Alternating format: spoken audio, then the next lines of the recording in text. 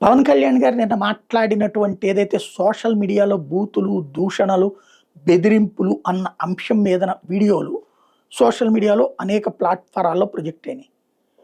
100కి 80-90 కామెంట్లు.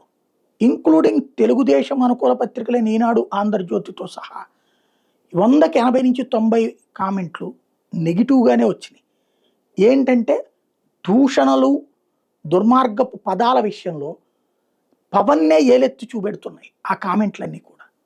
ఇందులో సరే వాళ్ళందరూ వైసీపీ వాళ్ళంటే వైసీపీ వాళ్ళ సంఖ్య పెరిగిందా? మన సంఖ్య తగ్గిందో చూడాలి. మన వాళ్ళు 10-20% మంది సమర్థించుకొస్తున్నారు. కానీ అత్యధికులు పవన్ కళ్యాణే చెప్పు తీసుకు కొడతా నా కొడకల్లారా లాంటి పదాలు వాడిన విషయాన్ని గుర్తు చేస్తున్నారు. ఈవెన్ పంతం నానాజీ లాంటి వాడి మాటల్ని సమర్థించిన దాన్ని గుర్తు చేస్తున్నారు.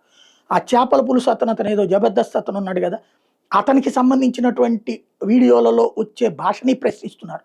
రోజాని, శ్యామలని, లక్ష్మీ పార్వతిని పచ్చి బూతులు తిడతా పెట్టిన పోస్టులని అక్కడ కామెంట్లలో పెడుతున్నారు. ఏమిటిది అన్నటువంటిది. ఇక్కడ అధిక దూషణ, వైసీపీని దూషణల పార్టీగా మనం చూపెడుతున్నాం. అంతకంటే ఎక్కువ దూషణ మన వాళ్ళు మాట్లాడుతున్నారు, వాళ్ళు అంటున్నారు. పక్కన పెడితే ఇద్దరిలోనూ బూతులున్నాయి, ఇద్దరిలోనూ దూషణలున్నాయి, ఇద్దరిలోనూ సంస్కారహీనత ఉంది. ఇది నాయకుల దగ్గరే బాధ్యతగా ఉండాలి. నాయకులు మన వాళ్ళు తప్పు చేస్తే తప్పుని సమర్థించకూడదు.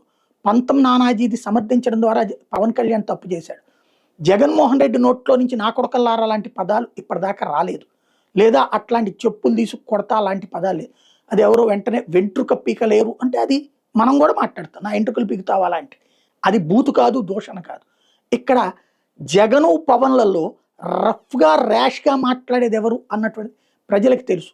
కాబట్టి కాస్త ఆ విషయంలో ఎంత జాగ్రత్తగా స్పందిస్తే అంత మంచిదనుకుంటా.